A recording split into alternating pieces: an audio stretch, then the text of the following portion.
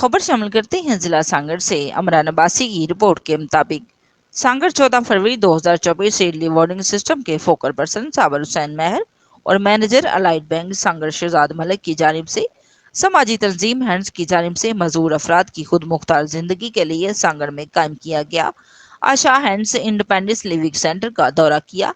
जहां living centre के district manager Mumtaz monkey ने इन्हें सेंटर के कयाम और इस काम के हवाले से ब्रीफिंग देते हुए कहा कि समाजी तंजीम हैंड्स की जानिब से कायम इस सेंटर में मजूर अफराद मर्द और खवातीन की केयरिंग काउंसलिंग के अलावा इन्हें कंप्यूटर की तालीम, सिलाई कढ़ाई समेत फिजियोथेरापी और स्पीकिंग थेरापी भी कराई जाती है ताकि मजूर अफराद खुद मुख्तार जिंदगी गुजार सके। इस मौके पर साबिर हुसैन महर ने समाजी तंजीम हैंड्स के इस काम को सराहते हुए कहा कि आशा हैंड्स इंडिपेंडेंस लिविंग सेंटर का कयाम खुश आइंदा बात है, इससे मजूर अफराद की जिंदगी आसान होगी। उन्होंने अपील की कि हमारे माशरे के हर एक फर्द को चाहिए कि इस सेंटर की कामयाबी के लिए अपना किरदार अदा करे ताकि समाजी तंजीम हैंड्स सांगड़ की ये कोशिश रायगा ना जाए और मजूर बच्चे और बच्चियां हुनरमंद होकर माशरे के एक कारआमद शहरी बनकर जिंदगी गुजार सकें।